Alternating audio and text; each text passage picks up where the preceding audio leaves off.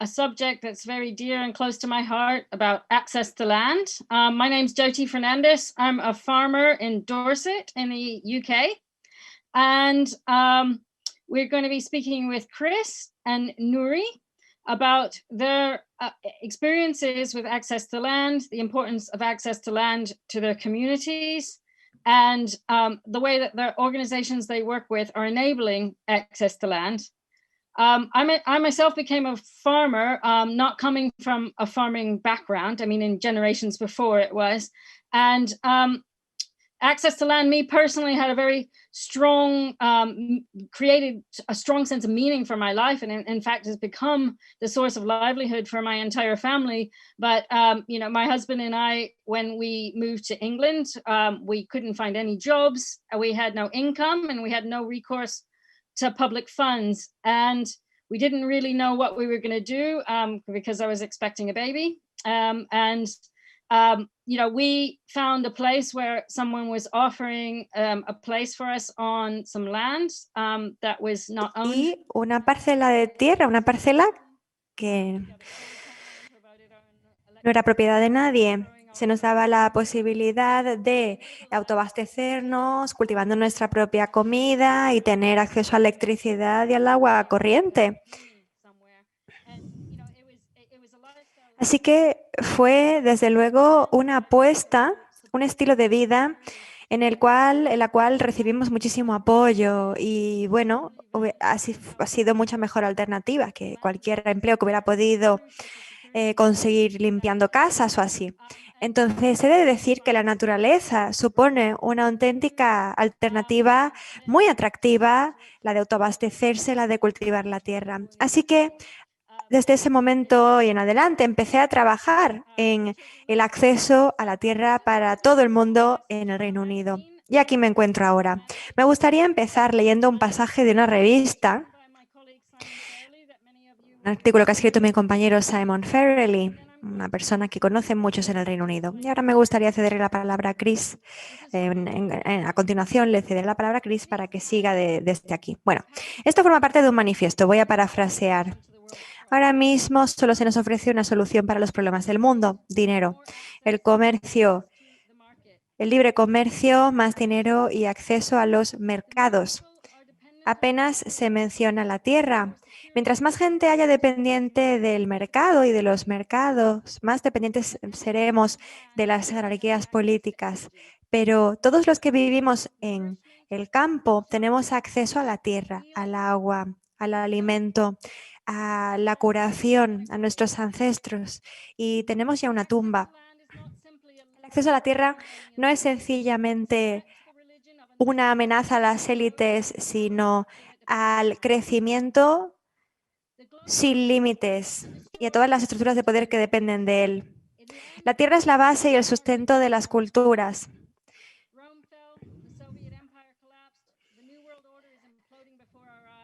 El nuevo mundo está destruyéndose ante nuestros ojos. En su momento también se desmoronó la Unión Soviética. Nada es permanente. Lo único que permanece es el suelo, la tierra.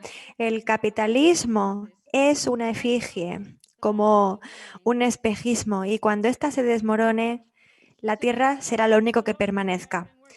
Esta es la filosofía en que he estado trabajando en los últimos 20 años en nuestra organización.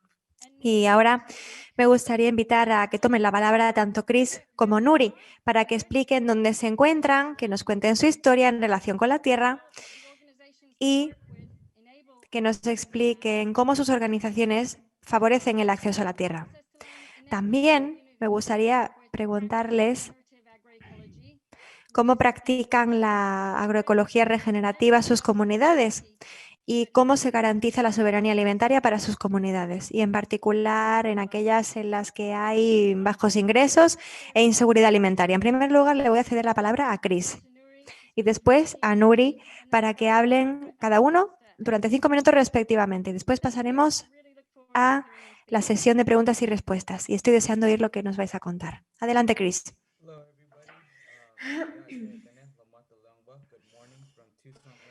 Muy buenos días desde Tucson, en Arizona, Estados Unidos. En primer lugar, me gustaría mandar mi afecto a todas las personas que nos están viendo. Muy buenas tardes, mañanas, noches, según donde se encuentran. Y me gustaría enviar mis condolencias y mis pensamientos cercanos a todos aquellos de ustedes que se unen a nosotros en diferentes partes del mundo. Me gustaría pensar en todos ustedes, porque nos encontramos en una de las épocas más difíciles que hemos vivido.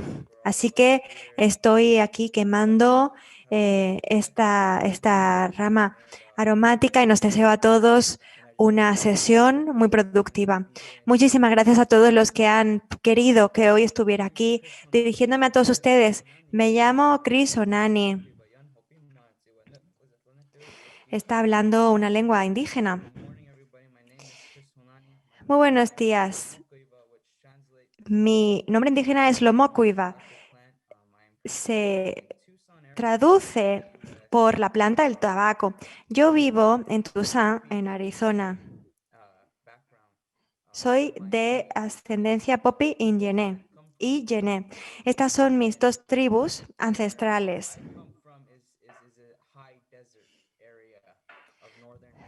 Vengo de una zona del norte de Arizona, de un desierto que se encuentra a gran altitud. ¿Conocen el Gran Cañón? Bueno, pues mi gente vive apenas a una hora de distancia del Cañón del Colorado. Y el Cañón del Colorado tiene mucha relación con lo que les voy a decir hoy, porque cuando hablamos de la tierra y cuando hablamos de mi gente, de los Hopi, nosotros creemos que esta tierra no nos pertenece. Creemos que se nos ha encomendado la responsabilidad de cuidarla por un ser superior. Entonces, nuestra relación con la tierra es diferente a la que tienen la mayoría de las personas. Nosotros no creemos en las vallas, las parcelas, la propiedad. Nosotros vemos la tierra como un continuum. Creemos que es algo que se expande hacia el horizonte, hasta donde alcanza la vista. Creemos que podemos atravesar la tierra, cruzarla, viajarla, siempre y cuando la usemos de manera responsable. Y es por este motivo que hoy me gustaría incidir en esto. Pero bueno, como iba diciendo, los Hopi creemos en esta tierra y creemos que se nos encomendó. Y nosotros somos responsables de diversificar cosechas, tener una diversidad de cultivos. Solo queremos utilizar agua de la lluvia. Nosotros no usamos el riego porque en nuestra zona no hay drenaje apenas, ni ríos, ni aguas subterráneas.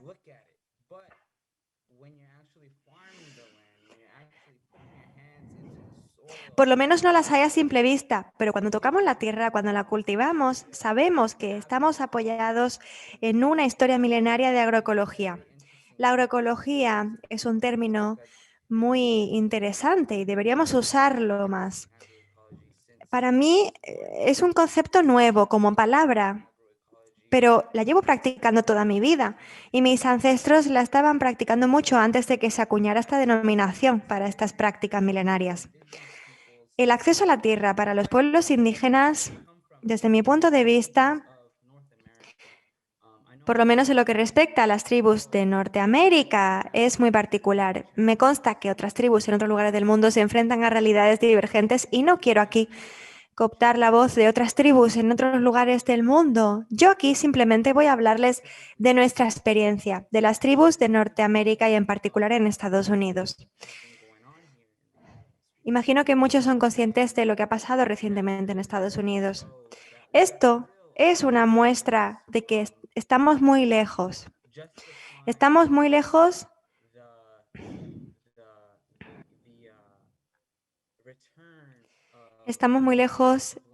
de esa vuelta de los nativos americanos a sus territorios ancestrales.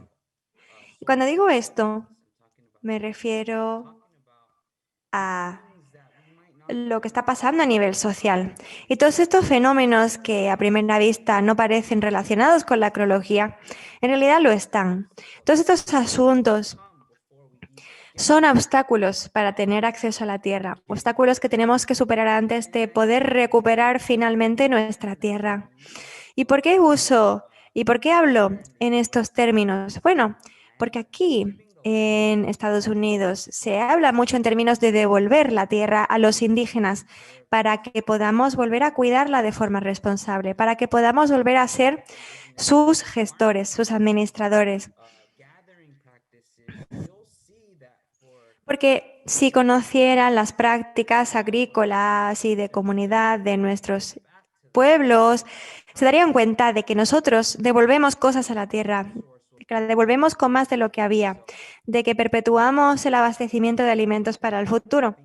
Así que cuando hablo de estos temas, estoy pensando en que nuestros recolectores solo recogen una serie de frutas de una serie de zonas. Mi gente procede del desierto. Se alimenta tanto de lo que cultiva como de lo que recoge de manera silvestre. Durante miles de años, nuestras prácticas no le han robado a la tierra, por lo menos no al nivel en que vemos en la agricultura a escala industrial. Y esto es fundamental. Lo más importante es tener a gente en la tierra haciendo este trabajo, no tener a tractores o máquinas, porque en cuanto mecanizamos estas labores se pierde la conexión con la tierra. Y ese es el motivo por el cual muchos de nuestros jóvenes han perdido esta conexión con la tierra.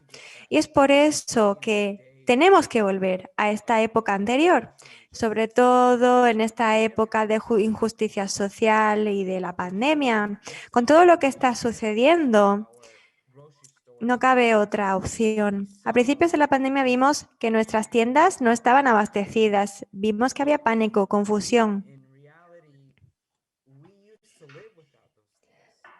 Pero en el pasado no teníamos ninguna de estas circunstancias, pero nos han lavado el cerebro para que vayamos por la vida sobreviviendo de esta manera. Nos han vendido que tenemos que depender de las tiendas de ultramarinos, de los supermercados, de todos estos sistemas que no son indígenas. Cuando hablamos del acceso a la tierra, no nos limitamos únicamente a recuperar nuestro territorio para construir otro casino más. Muchas personas no indígenas creen que solo queremos recuperar territorio para su explotación económica o para echar a perder la tierra. Mucha gente viene a nuestras reservas indígenas y dicen, madre mía, esto es como un país del tercer mundo, pero muchísima gente no comprende cuál es la forma de vivir de nuestros indígenas a día de hoy. Cuando piensan en Estados Unidos, piensan, o sea, los estadounidenses, mirándonos desde lejos, creen que no vivimos en una situación parecida a la de países del tercer mundo, pero cuando vienen a vernos, a conocernos en primera persona, creen que somos pobres, que vivimos bajo el umbral de la pobreza.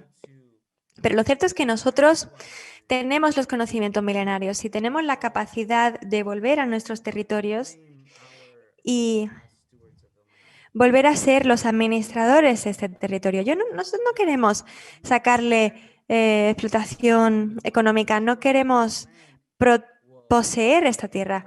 Simplemente queremos que esta tierra esté satisfecha, que esté feliz y que lo esté durante miles de años.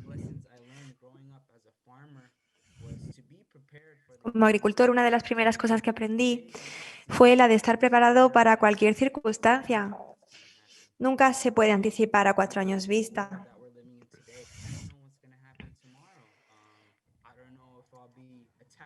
Por ejemplo, en la realidad cotidiana, no sé lo que me va a pasar mañana, no sé si voy a recibir un ataque racista por el color de mi piel o por tener el pelo largo. Esta es la primera vez en mi vida que me he dejado el pelo largo y estoy muy orgulloso porque me recuerda mi identidad, de dónde vengo,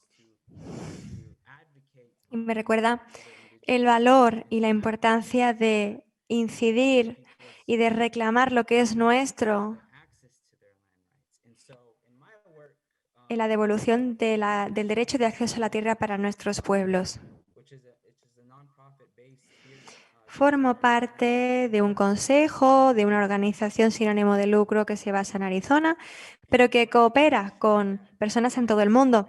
Nosotros nos aseguramos de que se reconocen sus derechos y de que se protegen. Gran parte de nuestro trabajo se basa en defender estos derechos y en incidir en el ámbito de los derechos humanos. Hay un par de asuntos que quería tratar. El primero tiene que ver con la Declaración de Naciones Unidas sobre sobre los derechos de los campesinos. Hay varios artículos importantes ahí. Si nunca antes han oído hablar de este instrumento, me gustaría animarles a que le echen un vistazo, porque todos estos artículos ahí recogidos explican, recogen los derechos de los pueblos indígenas, describen cómo tiene que tratársenos y se habla de que se nos tiene que respetar.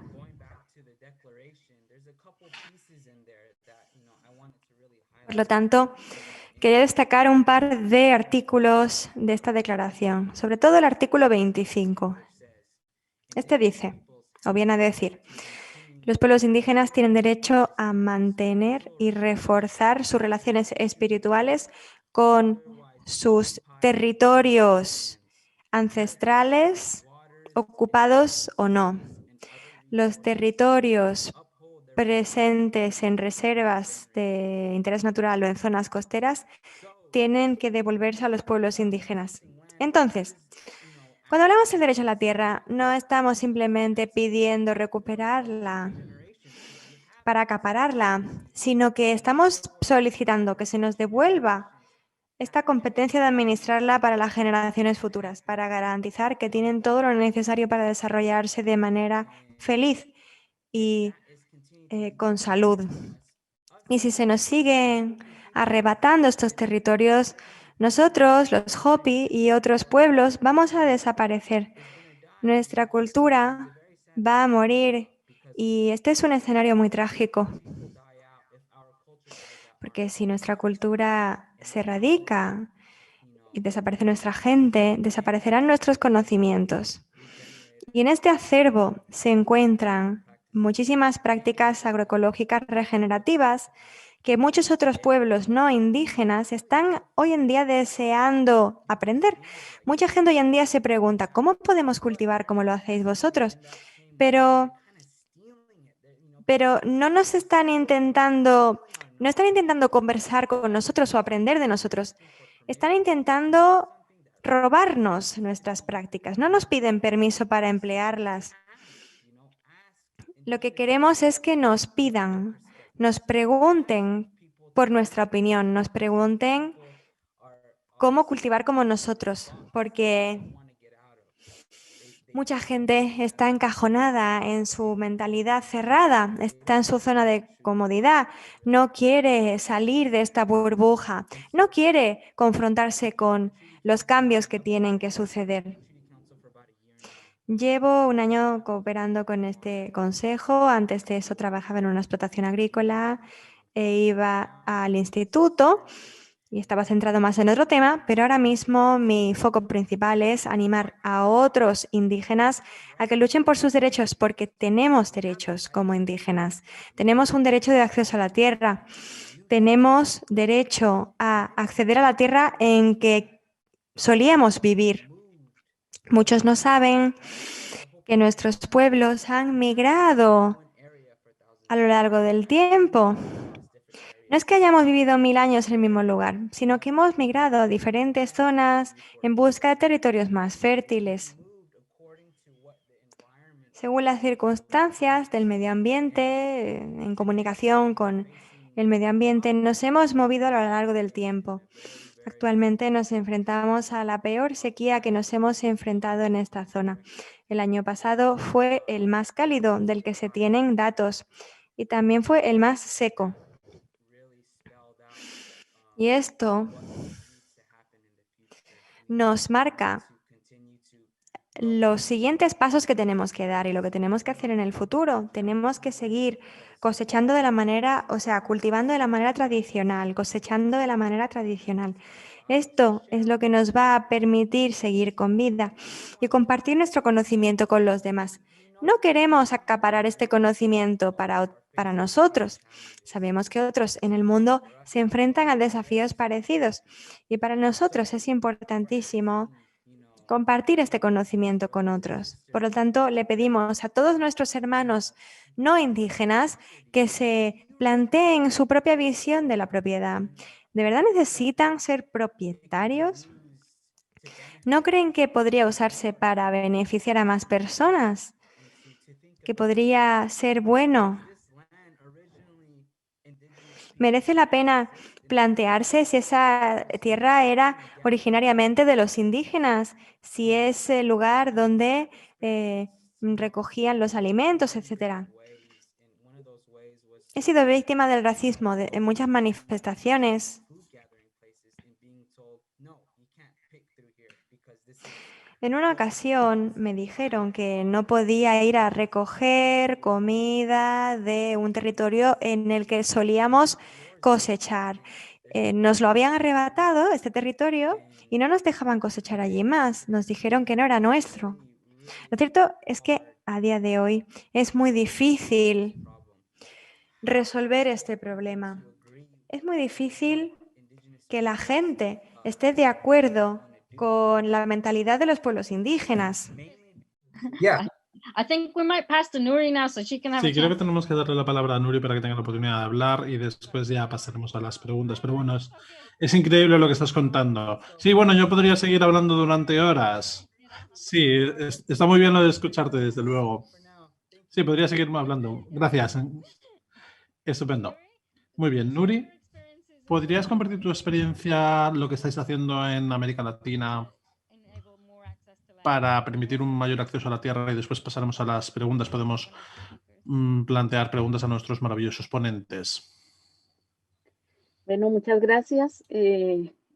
Pues agradecer el espacio para compartir algunas experiencias que se están haciendo en el país, en el continente y bueno, como integrante de la Vía Campesina Internacional, pues también experiencias bastante importantes y una construcción de más de 25 años de lo que significa para nosotros el acceso a la tierra, de lo que significa para una organización como FENSUARO, que es mi organización de base, que tiene 43 años y que es el resultado pues de un proceso de la lucha por la tierra, el acceso a la tierra, bastante importante.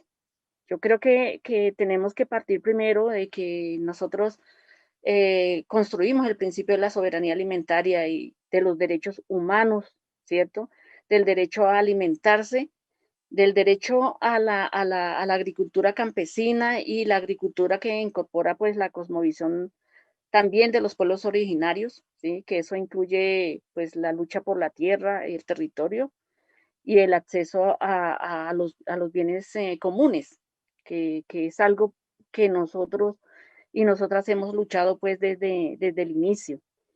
Y planteamos también de la necesidad de que en algunas partes de pronto no se entiende, pero sobre todo en América Latina, hemos luchado por una reforma agraria integral y hoy en día estuvimos en el debate en la conferencia en el 2015, donde estuvieron compañeras y compañeros de todo el mundo, donde planteamos una reforma agraria integral y popular, ¿sí? Que garantice pues igualdad de derechos para hombres, para mujeres, para jóvenes, para campesinas, campesinos, ¿sí?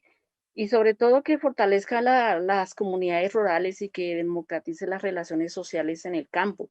Y cuando estamos hablando de eso, pues estamos mirando de la función social de la tierra, ¿no? Que lo que significa la tierra para una sociedad cualquiera, para cualquier país, tiene que pensarse eso, ¿no? y tiene que ver con la democratización del acceso, ¿sí? De las relaciones sociales, económicas, culturales en el campo. Y por eso planteamos que se tiene que hacer, porque desafortunadamente, pues, estamos en un mundo, ¿sí? Donde cada vez hay más acaparamiento de tierra, donde cada vez hay pocas personas con mucha tierra en los países, y la mayoría de los campesinos, campesinas, comunidades rurales como los pueblos originarios no tienen el acceso a la tierra y todo lo que significa para nosotros, más allá del acceso a la tierra del territorio. Y pues tenemos que avanzar en la construcción de una alianza muy grande entre el campo y la ciudad. Consideramos que no es un problema del campesinado, ¿sí? No es un problema de las comunidades rurales. Para nosotros en América Latina, indígenas, campesinos, comunidades negras, sino que es el conjunto de la sociedad. Y se tiene que cuestionar el sistema alimentario industrial, ¿sí? Y eso significa enfrentarnos también a las transnacionales que en este momento dominan pues el sistema alimentario a nivel mundial. Y por eso en el debate yo creo que lo que ha dicho Cris es muy importante, ¿sí? Cuando hablamos nosotros de que no es solamente luchar por el acceso a la tierra, sino lo que significa el territorio, ¿sí? Que es mucho más allá de que tener solamente la tierra, ¿sí? Y que se debe asumir como una necesidad colectiva, ¿sí? El territorio como un espacio de organización colectiva para el campesinado, y esos territorios sean un espacio también de resistencia, de lucha, de intercambio cultural, de construcción de paz. Nosotros decimos que el acceso a la tierra, la vida en el territorio, la producción de alimentos, ahí se construye paz. Y eso es lo que se tiene que entender desde el campo y la ciudad, la necesidad de esa alianza para la construcción de paz en los diferentes países que sabemos que el acaparamiento de tierra que hay no es una cuestión de que se hace de manera voluntaria, sino que se ha hecho a través de la violencia, la criminalización, del despojo, del desalojo. Entonces, por eso nosotros consideramos que es muy importante esa alianza entre el campo y la ciudad, y sobre todo de que la sociedad en su conjunto eh, eh, entienda lo que significa la función social de la tierra, como también lo plantea la Declaración de los Derechos de los Campesinos y las Campesinas.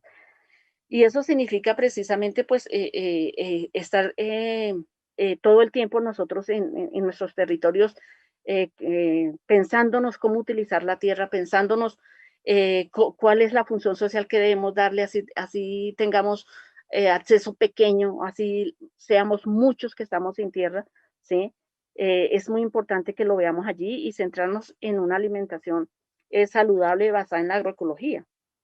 Porque cuando nosotros hablamos de que estamos en contra de los agrotóxicos, de que estamos a favor de las semillas criollas, y eso significa que tenemos que producir de manera diferente, de una manera que nos permita no solamente producir alimentos sanos, sino que también que nos permita cuidar el medio ambiente, los ecosistemas, cuidar en general la madre tierra, y por eso es tan importante para nosotros la agroecología. Y en el caso propio, nosotros en América Latina hemos implementado las escuelas agroecológicas, los institutos agroecológicos latinoamericanos como los GIALAS, y por eso hay 9 en América Latina, sí, hay 9. En Colombia, en el país donde yo vivo, tenemos uno que se llama María Cano, y allí, pues lo que se quiere también es formar técnicos que realmente, que tengan formación política, que tengan formación técnica, pero que se quieran quedar en el campo, que quieran defender el campo y que quieran construir la paz en el territorio y defenderla desde el territorio. Por eso nosotros estamos luchando contra los intereses corporativos transnacionales, ¿no? Que hacen la industria de la manipulación genética, ¿sí? Que están utilizando la tierra solamente para el extractivismo, que lo hacen a costa pues de sacar al campesinado de los territorios, a los pueblos originarios, a las comunidades negras, ¿sí? Y es una agresión de esas corporaciones contra el medio ambiente y contra la naturaleza, ¿sí? Todo lo que tiene que ver con la violación de los derechos humanos. Por eso nosotros consideramos que la mayor, en los territorios donde hay mayor asesinatos es porque estamos defendiendo el territorio, estamos defendiendo la tierra y estamos defendiendo la vida. Nosotros consideramos que también parte de lo que estamos construyendo y estamos haciendo en torno a lo que significa para nosotros el acceso a la tierra, tener la tierra, una reforma agraria como tal, también dentro de esa lucha que estamos haciendo, es conquistar también políticas públicas, ¿no? Que apoyen las propuestas de los movimientos campesinos, la formación de escuelas, la formación permanente, entender cuáles son los problemas y cuál es nuestro papel social también en cada uno de los territorios.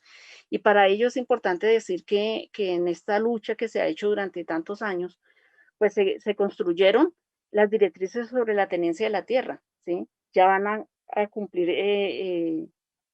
10 años de haberse aprobado, pero que nosotros tenemos que tener dentro de las agendas de trabajo en cada uno de los territorios, pues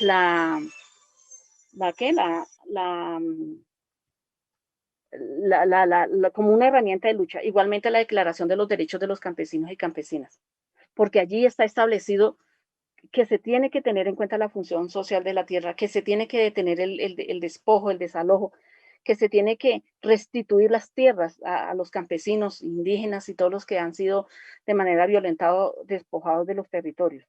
Por eso es tan importante esas herramientas que ya hemos construido.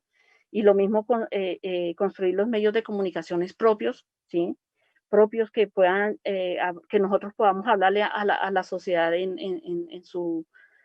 las dimensiones que debemos hacer, que son propias, ¿sí? A nuestras bases, un diálogo a la sociedad.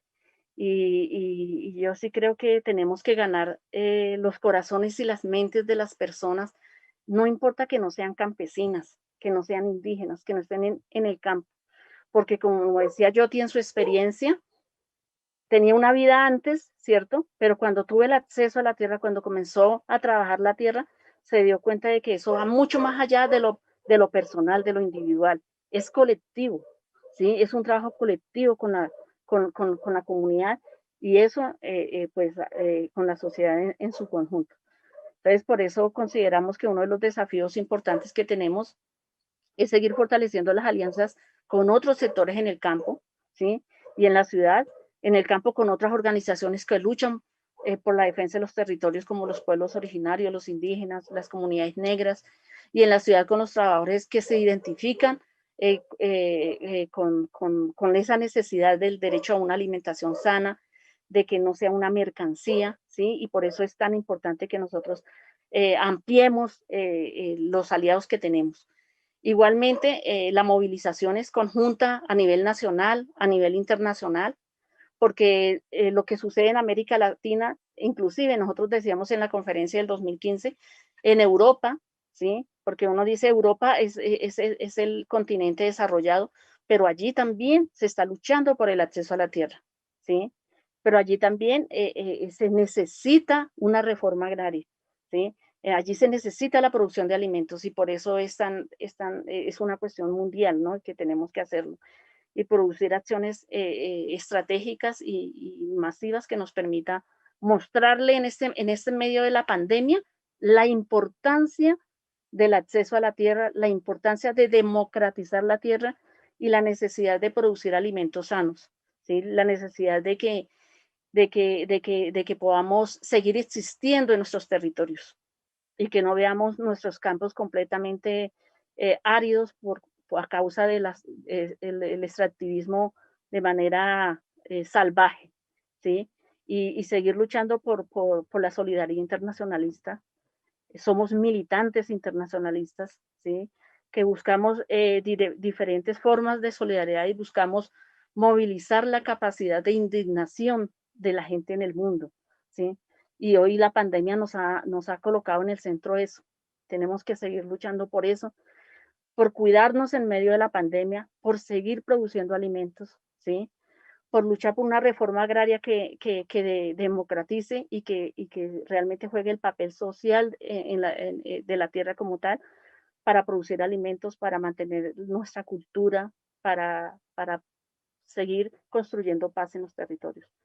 Creo que ese es como el mensaje que quería dar en este espacio y agradecer mucho la invitación a esta conferencia.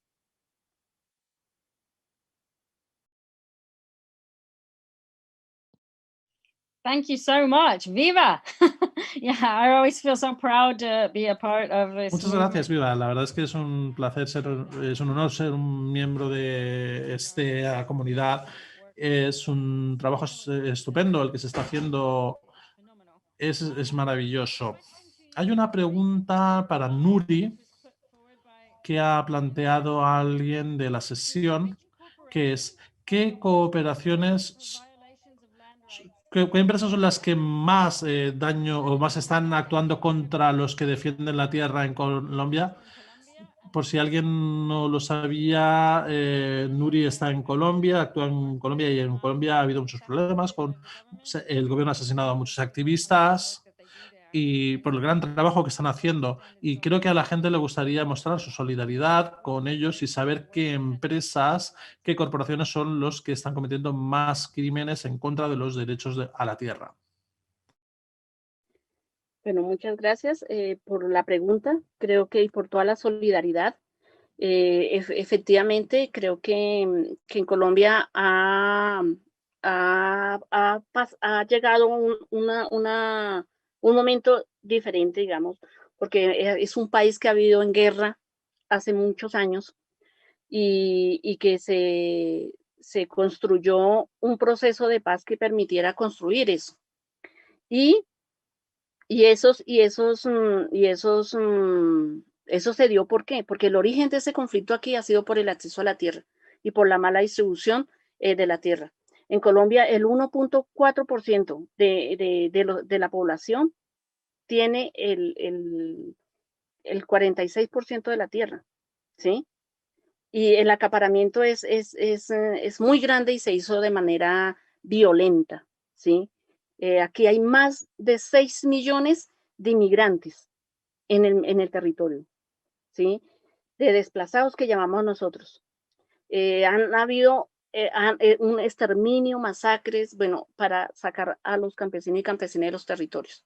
Entonces, eso fue más o menos 60, 80, en la década de los 60 y los 80 y 90, y cuando en el 2000, cuando comenzó a profundizarse el modelo neoliberal y el acaparamiento de tierras, nos dimos cuenta que la mayoría de los que tenían esas tierras que fueron despojadas de manera violenta eran las grandes corporaciones, ¿sí?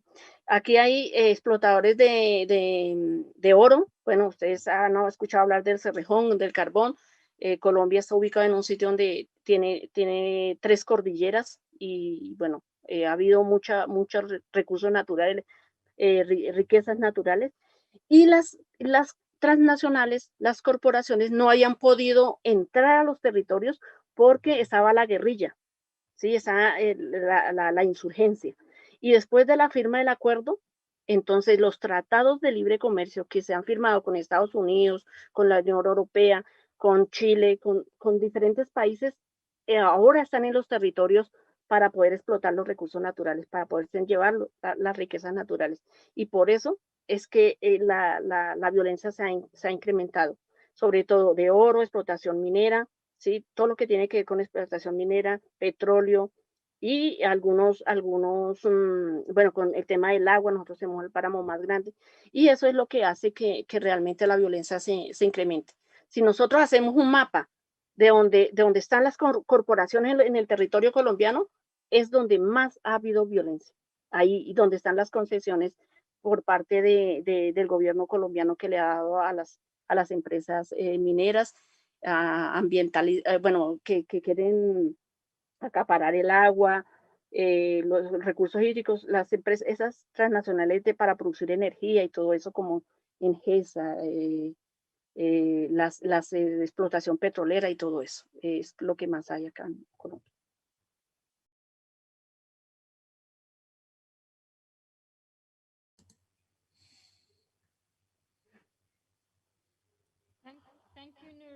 Muchas gracias, Nuri.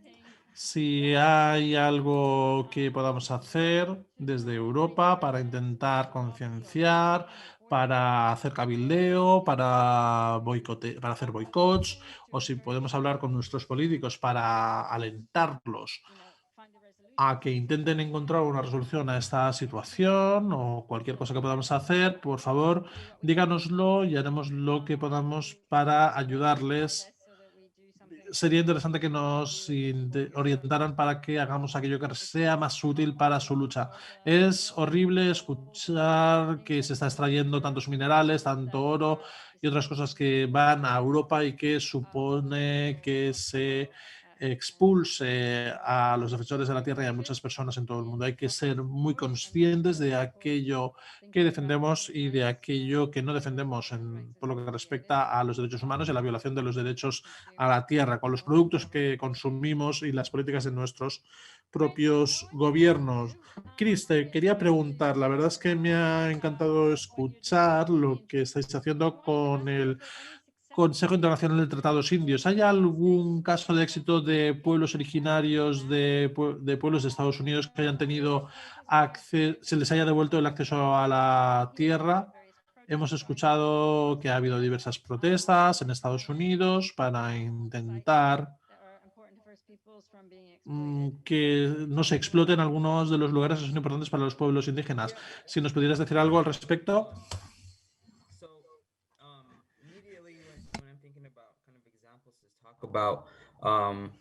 Claro que sí. A bote pronto, pensando en ejemplos, bueno, pues se me ocurre, vamos a ver, con la gente de nuestra comunidad pudimos pagar la hipoteca de la oficina que nos acaban de dar gracias a la financiación de uno de nuestros fundadores. Se dieron cuenta del trabajo que estábamos haciendo de oficina y nuestros inversores decidieron ayudarnos con la hipoteca de esta oficina. Y de este modo nos dieron un espacio y nos dieron la libertad y nos quitaron la preocupación de tener que pagar la hipoteca. Y este es uno de los muchos ejemplos que se me ocurren para hacer un gesto de buena voluntad, para propiciar el cambio. Nuestras oficinas se encuentran en el centro de la ciudad de Toussaint, no se encuentran en una reserva, pero representan los territorios ancestrales de nuestro pueblo. Así que de algún modo esto lo sentimos como una especie de devolución. También hay una tribu en California, los Wiyat, y estos consiguieron que se les devolviera una isla que tradicionalmente había sido su territorio. A lo largo del tiempo, la ciudad de Eureka tomó posesión de esta isla. Sin embargo, en el año 2015, la ciudad de Eureka, su ayuntamiento, decidió devolverle esta isla o una parte importante de esta isla a estas personas. Y nosotros, de hecho, ya habíamos hecho una colecta para comprar parte de ese territorio. Estos son solo algunos ejemplos. ¿Qué tenemos que hacer en esta época? La verdad es que nos toca hacer colectas de dinero para recuperar nuestro territorio, lo cual es una forma horrible de hacerlo por muchísimas razones. Pero bueno, en cualquier caso, este es un ejemplo de la ciudad de Eureka. Ellos hicieron un poco de introspección, vieron y se plantearon cuál sería la conducta adecuada y decidieron que lo más correcto sería devolver esta isla a sus pobladores primigenios. Aquí donde vivo ahora, en Tucson, hay muchos otros ejemplos. Hay acaparación de tierra en muchos lugares, se evita el acceso a la tierra de mucha gente. Y hace poco vi el caso de un robledal. Aquí hay un robledal que antiguamente pertenecía a la tribu Pachi. Hoy en día, esta zona se les ha robado. Este territorio se ha acaparado por parte de un par de grandes empresas mineras. Una de ellas es la de Río Tinto, que ha abierto una mina de cobre a gran escala. Esta mina solamente va a beneficiar a gente fuera del territorio de los Pachi.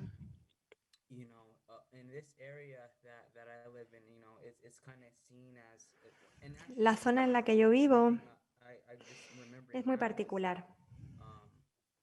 Bueno, y me acaba de venir otro asunto a la mente. Un político en Arizona, no voy a dar el nombre, decía que Arizona va a convertirse en el próximo Silicon Valley de la minería. Y solo con pensarlo me dan escalofríos. Desafortunadamente ya está sucediendo. Están abriendo muchas minas en toda mi zona.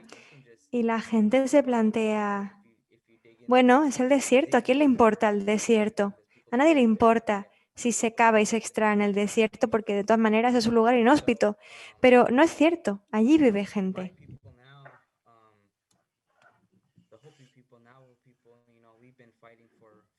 Mi gente, mi pueblo, lleva mucho tiempo luchando y rezando por recuperar territorios. El sistema judicial en Estados Unidos casi siempre se posiciona en nuestra contra, casi de forma sistemática.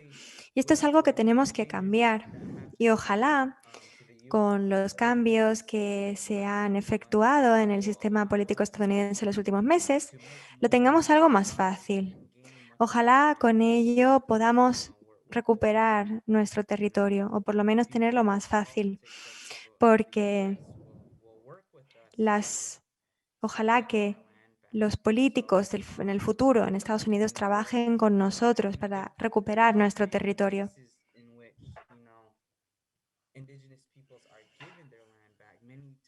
La verdad es que la devolución de estos territorios ancestrales es la excepción. En la mayoría de los casos tenemos que recabar dinero para poder volverlos a adquirir. Es un último recurso, desde luego, porque es muy difícil de efectuar este tipo de adquisición. Bien, y antes hablaba de las fronteras también.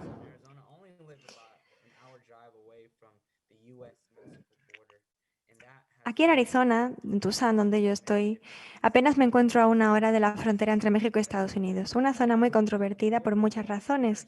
Una de las razones por la cual el muro entre México y Estados Unidos fue polémica es porque este muro atraviesa directamente el territorio ancestral de otra tribu, una tribu que vive a ambas partes de la frontera entre estos países. Entonces, poner este muro físico es como cortar a una comunidad en dos, partirla en dos.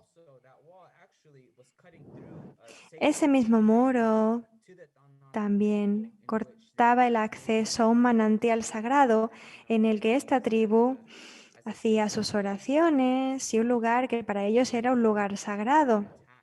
Ahora mismo este santuario está siendo atacado. Este manantial está siendo desecado para poder construir ese muro.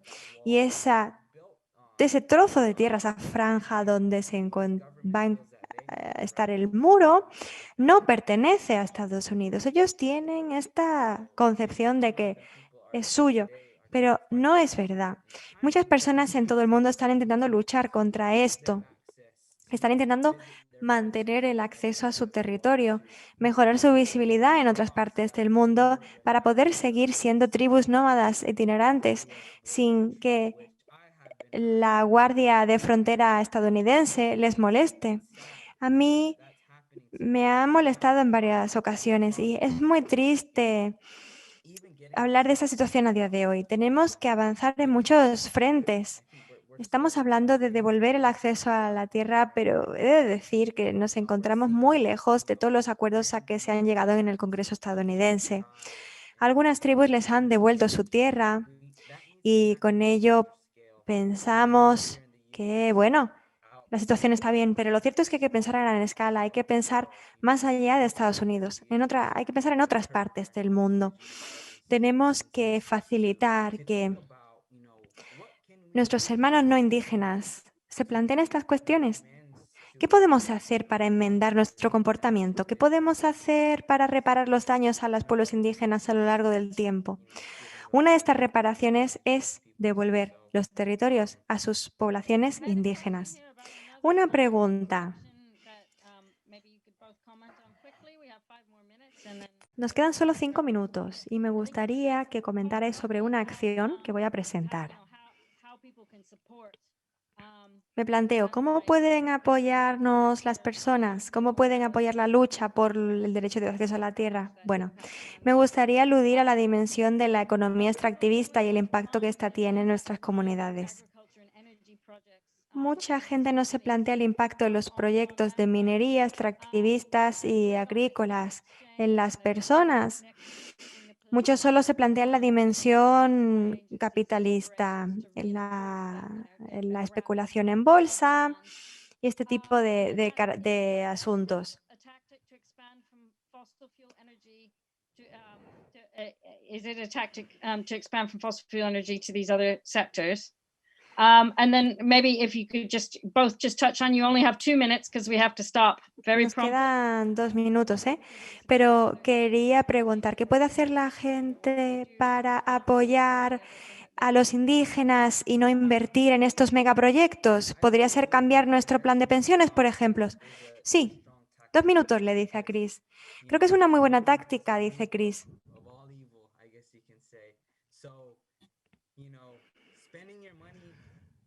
El modo en el que gastamos el dinero es nuestra responsabilidad. Podemos gastar dinero de manera responsable. Podemos invertir en acciones no sucias, acciones que van a ser respetuosas con el medio ambiente, en empresas que van a respetar a los pueblos indígenas, entes que van a devolver el territorio a sus poblaciones ancestrales.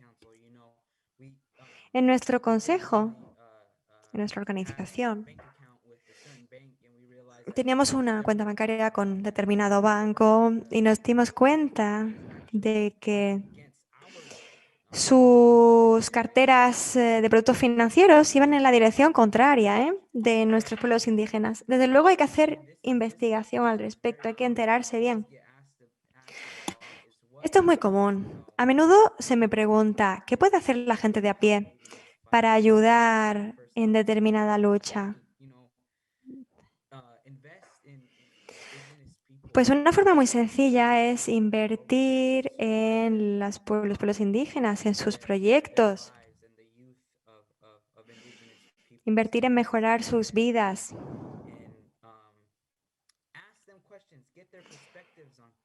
Preguntar a los indígenas qué es lo que opinan de determinados temas, dónde vivían anteriormente, por qué, dónde viven ahora.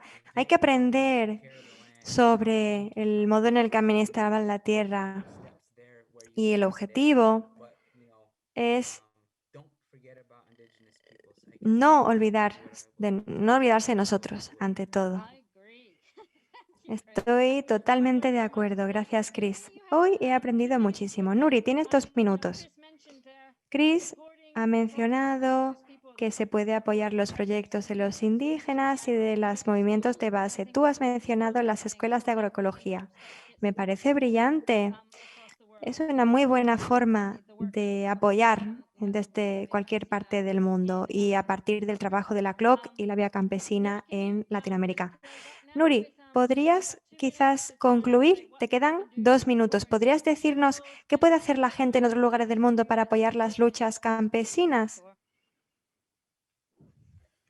Bueno, yo creo que lo más importante de poder apoyar a nivel internacional las luchas es sobre todo cuestionar lo que significa el modelo que ha habido, el modelo económico que hay en este momento, cuestionar el sistema alimentario industrial y la agricultura campesina indígena, cuál es la diferencia entre la forma de producir de los dos y la forma de proteger el medio ambiente las relaciones que hay en los territorios, todo. Y que el problema, sobre todo para lo que yo digo que el cuestionamiento importante, es que el problema no es de los habitantes de la ruralidad, de los habitantes del campo, es de la sociedad en su conjunto, ¿sí? De la sociedad en su conjunto.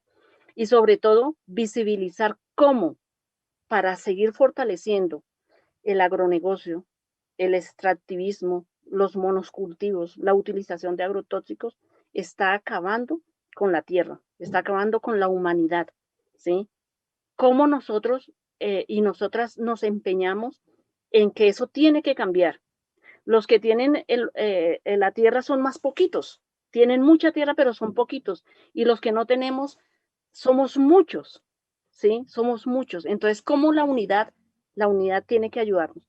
Y lo último que quiero decir es que desde Europa se puede ayudar mucho, sobre todo teniendo en cuenta de que los recursos que dan los gobiernos y de los fondos de pensiones que se utilizan para los países que llaman tercermundistas o subdesarrollados, ¿cómo utilizan esos recursos?